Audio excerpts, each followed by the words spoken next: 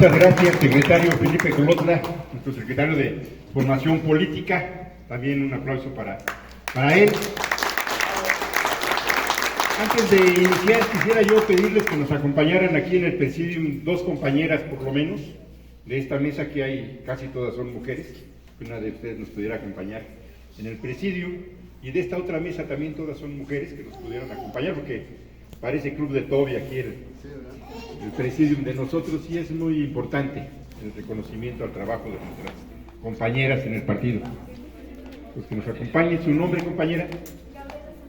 Gabriela Sánchez. Y compañera,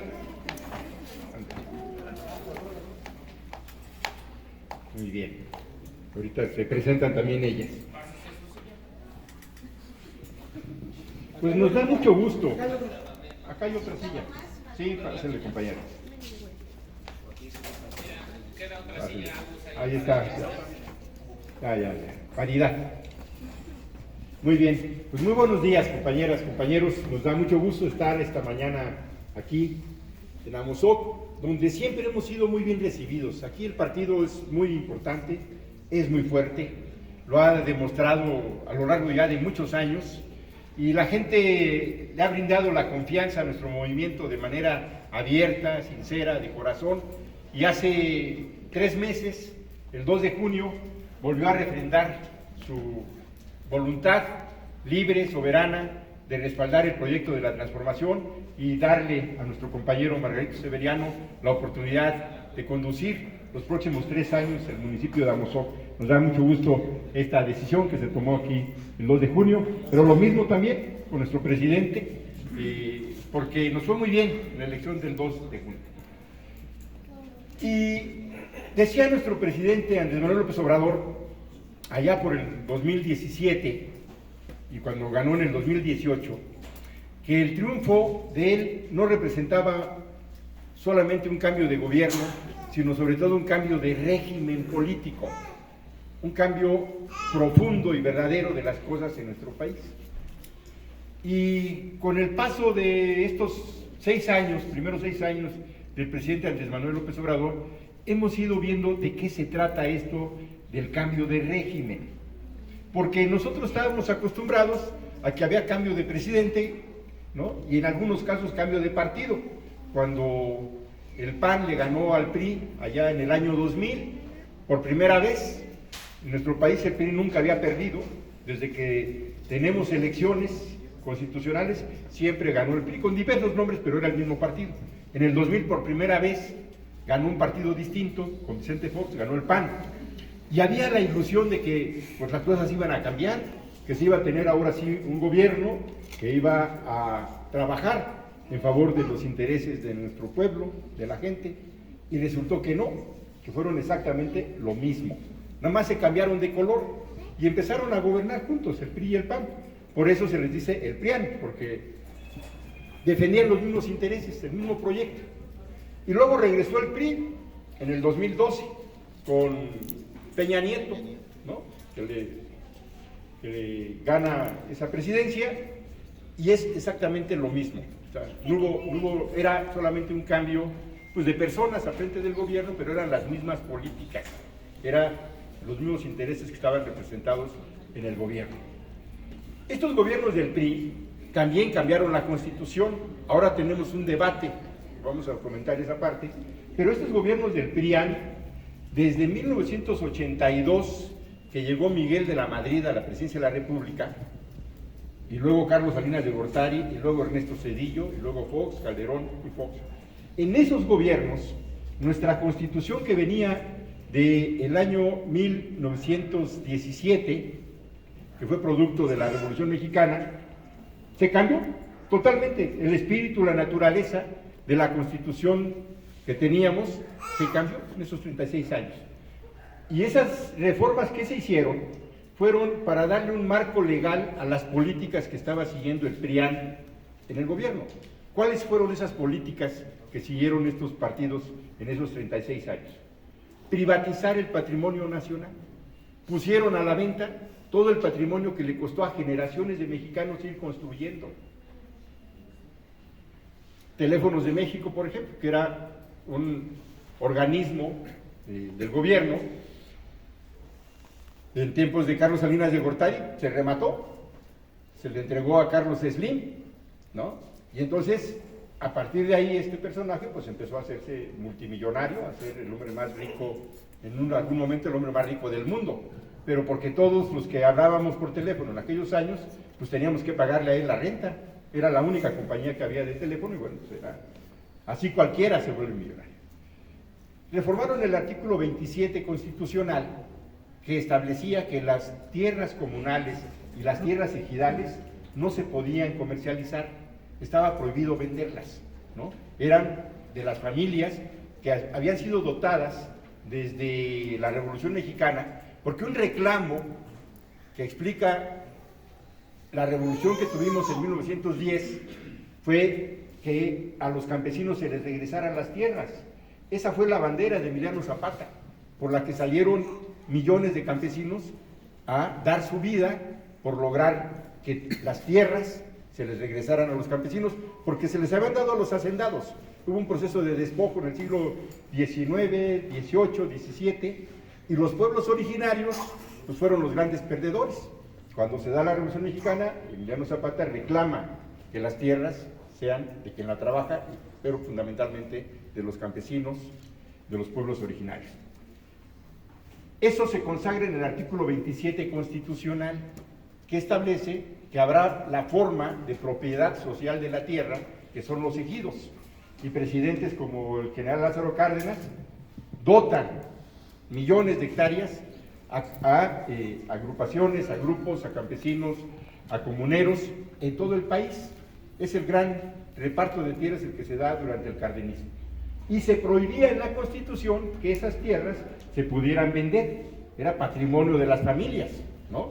Entonces llegan los neoliberales y dicen, no, aquí todo es propiedad privada, lo que importa es el mercado, y entonces le quitan esa prohibición en la Constitución y se permite que vaya al mercado.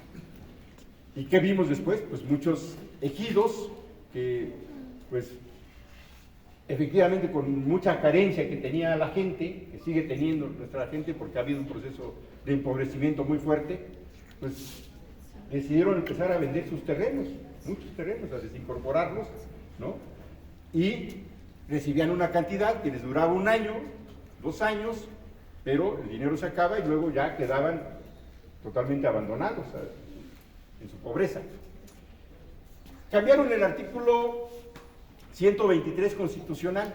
El artículo 123 constitucional establece los derechos y las obligaciones de los patrones, de los trabajadores y las reglas para que se ejerzan los derechos básicos de los trabajadores a través de diversas instituciones. El derecho a la vivienda, el derecho a la salud, a las prestaciones, a las vacaciones. Todo era una relación directa entre trabajadores con los patrones. Pero nos metieron una reforma en el 123 que autoriza que pueda haber una contratación indirecta a través de una cosa que se llama el outsourcing. Y entonces aparecieron empresas que contratan personal y que le venden ese servicio a otra empresa, ¿no? Y esa empresa que contrata ya no se hace cargo de las prestaciones, de las obligaciones. Se le dice, bueno, tú arréglate con la empresa que te contrató. Y entonces se nos empezó a llenar el país de trabajo subcontratado, donde el dueño de una empresa, de una industria, pues no asume ninguna responsabilidad con sus trabajadores, porque esos trabajadores no son trabajadores de él, sino de otra empresa, el outsourcing, que le vende ese servicio, ¿no? Y entonces se abarata el valor de la fuerza de trabajo. Si de por sí los salarios estaban bajos, con el outsourcing todavía más. Y se les cancela a través del outsourcing un derecho fundamental, el derecho a la huelga, porque los trabajadores tenemos ese derecho en la Constitución. Si no se cumplen con las condiciones mínimas generales de trabajo, yo tengo un instrumento de lucha que es la huelga para pues, generar mejores condiciones en mi contratación.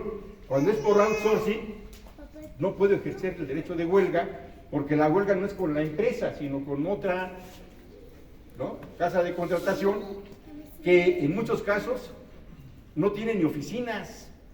Son empresas que uno las busca y todo es por teléfono, ¿no?, o un departamentito ahí en una colonia, pero si le haces una huelga no le pasa absolutamente nada, porque esa empresa no produce nada, vende la subcontratación de los trabajadores. Eso lo permitieron los gobiernos neoliberales. Transformaron el artículo 3 constitucional, que es el que nos da el derecho a la educación pública, gratuita, de calidad a todos los mexicanos, desde el primer grado escolar hasta la universidad. Es decir, todos los mexicanos tenemos derecho a recibir una educación desde que entramos a la primaria, en aquel tiempo era la primaria, pero ellos lo que hicieron fue una disposición donde solamente era educación gratuita primaria y secundaria. Ya el bachillerato, la universidad, los posgrados, ya no, ahí ya no, allá tenía uno que pagar porque se le abrió la puerta a las escuelas particulares. Y el presidente López Obrador siempre ha dicho, a ver, si alguien, una familia tiene recursos para que sus hijos estudien en una escuela privada, está bien, qué bueno que hay esa posibilidad, pero es una obligación de nosotros, como gobierno, porque para eso la gente paga impuestos, de garantizar escuelas, profesores, instalaciones de calidad para que nuestros niños, nuestros jóvenes reciban educación de la misma calidad que se ofrece en una escuela privada. Es nuestra obligación y por eso se pagan impuestos. Entonces, ellos cuando le quitan la obligación al Estado de dar educación en el bachillerato y en las universidades, pues le están cancelando las posibilidades de crecimiento y desarrollo a muchos jóvenes por esa situación. Entonces, durante todos estos años, ellos fueron cambiando la Constitución en los artículos claros, todos, ¿no? Hicieron un nuevo régimen político, porque lo que venía de la Revolución Mexicana, de pronto ya para los años 2000, ya eran otras condiciones que estaban en la Constitución. Lo hicieron el PAN y el PRI juntos, y siempre hubo oposición. Los que no estábamos de acuerdo con esas reformas, nos manifestamos en las calles, nos manifestamos en la tribuna, nos manifestamos en las plazas públicas, nos manifestábamos con desplegados, hacíamos mítines, o sea, ejercíamos nuestro derecho constitucional a el reclamo, a decir no estamos de acuerdo. Pero al final del día era obligatorio para todos, porque cuando está la Constitución ya es obligatorio para todos, me guste o no me guste, ahí está. No me cancela mi derecho a disentir. Cuando el presidente gana en el 18 dice, vamos a un cambio de régimen, no a un cambio de gobierno. Y el cambio de régimen se tiene que llevar a la Constitución, porque si no son programas de paso, si no son programas temporales. Cuando él plantea que los adultos mayores de 65 años, por esa sola razón, mexicanos, tienen derecho a recibir una pensión, ¿no? Pues todo el mundo le aplaudió, hasta los de la derecha le aplaudieron, así a regañadientes, pero le aplaudieron. Pero para que eso sea un derecho, tiene que ir a la Constitución.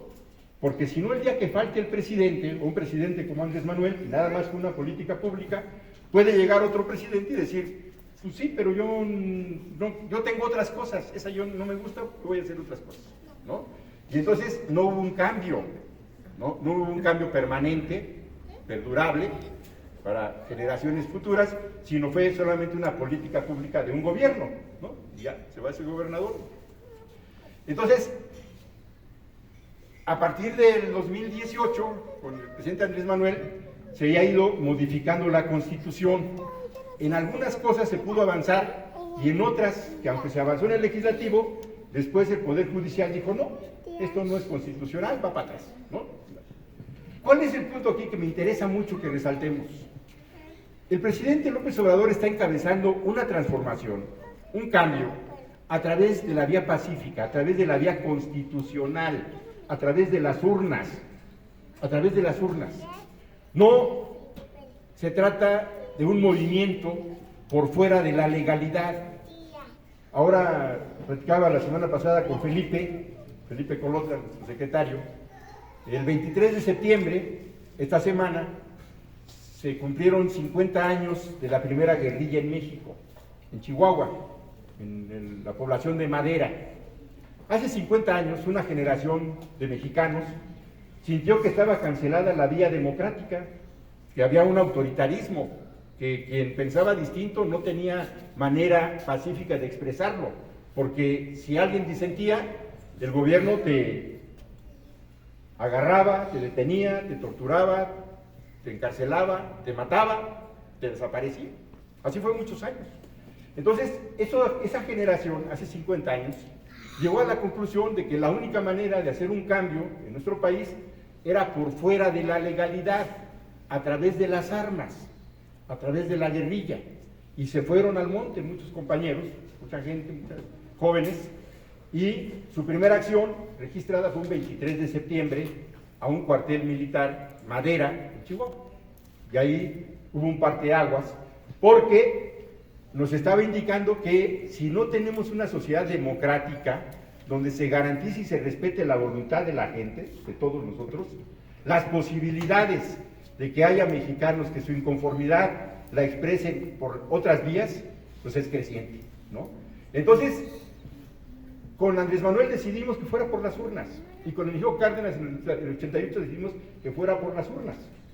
Y ahora, con las urnas, la presidenta Claudia Sheinbaum ha recibido la votación más grande en la historia del país. 36 millones de mexicanas y de mexicanos votaron por Claudia. Pero no solo eso, sino tenemos mayoría calificada en la Cámara de Diputados y en la Cámara de Senadores.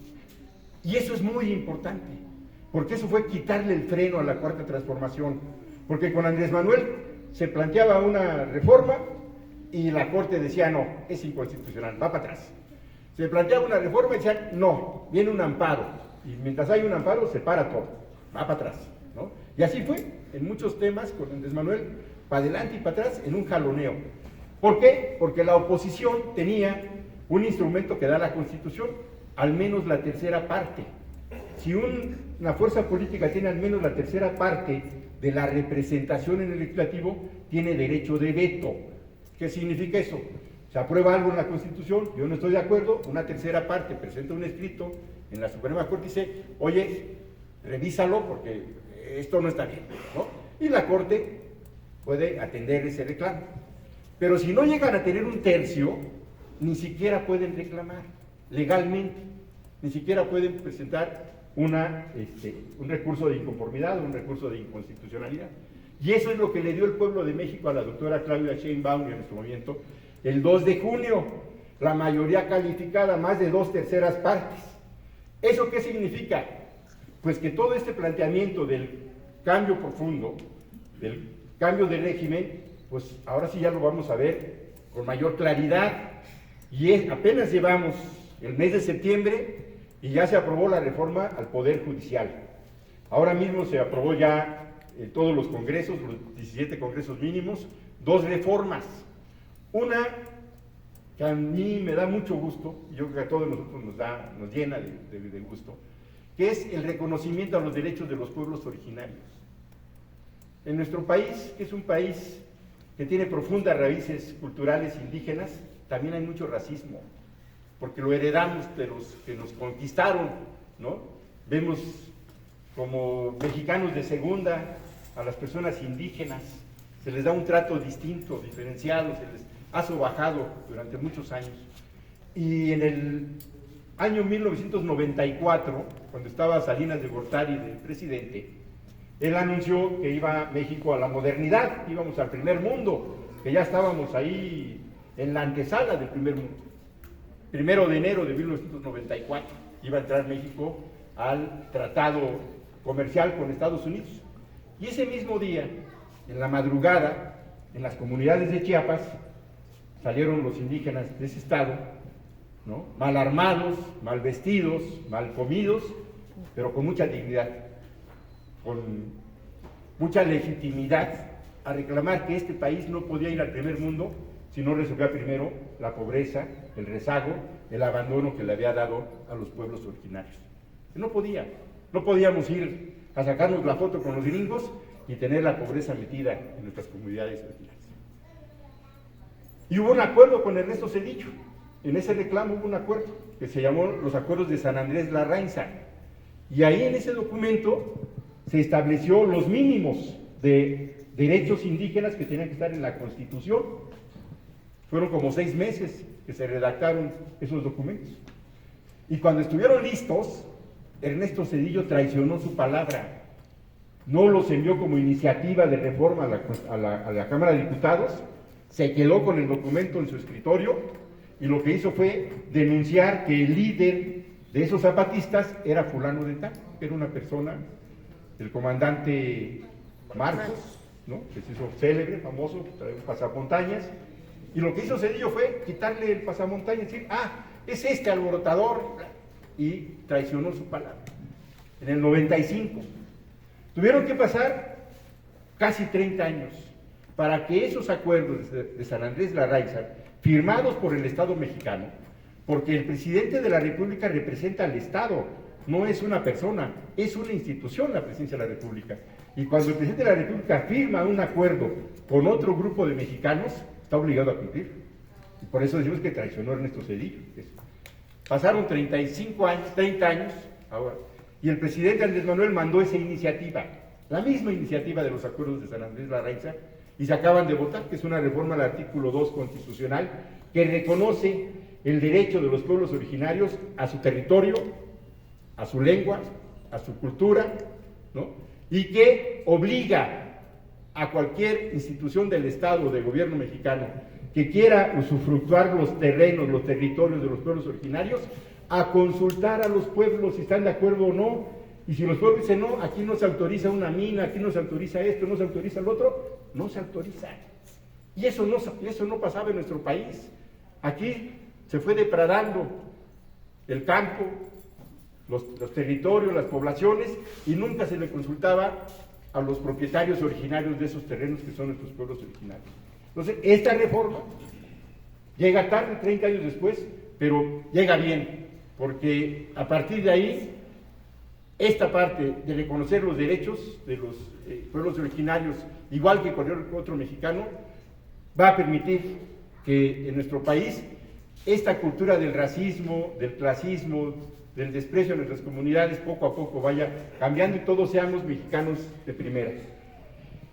Y se acaba también de aprobar la reforma a la Guardia Nacional, y vienen otras. También esta semana se aprobó ya en la Constitución el derecho de los jóvenes a recibir un apoyo de los 18 años a los 29 años, mientras encuentran trabajo, una beca para capacitación de todo un año. Y en lugar de que los jóvenes anden con el Jesús en la boca, porque sí se sufre mucho cuando uno no tiene trabajo, cuando uno no tiene un ingreso, piensa uno desesperadamente a veces las cosas y termina uno tomando malas decisiones. Cuando uno está desesperado puede uno tomar malas decisiones.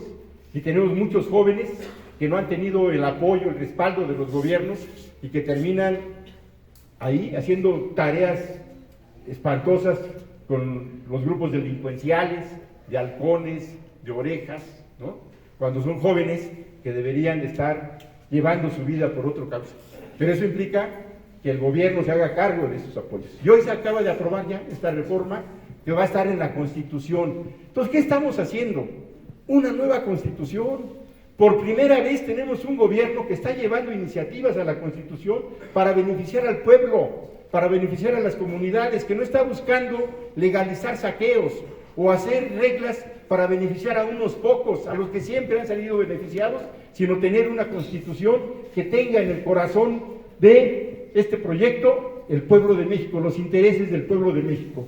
Y a eso el presidente Andrés Manuel López Obrador le llama el humanismo mexicano. Eso es el humanismo mexicano. Es un nuevo régimen político donde lo que cuenta, lo que le da razón de ser es el interés del pueblo, son los requerimientos del pueblo. Y eso es lo que estamos viendo ahora. Me he extendido un poco, pero yo estoy muy contento, yo estoy muy feliz ahora de estos cambios, porque durante muchos años luchamos por hacer cambios en este país por la vía pacífica. A mí todavía me tocó, en mi época de joven, hace rato me preguntaban mi edad, yo voy a cumplir 65 años el próximo mes, ya voy a tener mi tarjeta de Jóvenes Construyendo el Futuro, ¿no? Y cuando yo inicié esta lucha, pues era distinto, era muy diferente, ¿no? Sí nos daba la tentación por enojo, por coraje, de buscar otras formas, otras vías, y ha sido con mucho tesón, gracias a la persistencia, al talento, al profundo amor que tiene Andrés Manuel por este pueblo, ¿no? Que hemos llegado hasta acá, porque no ha sido sencillo.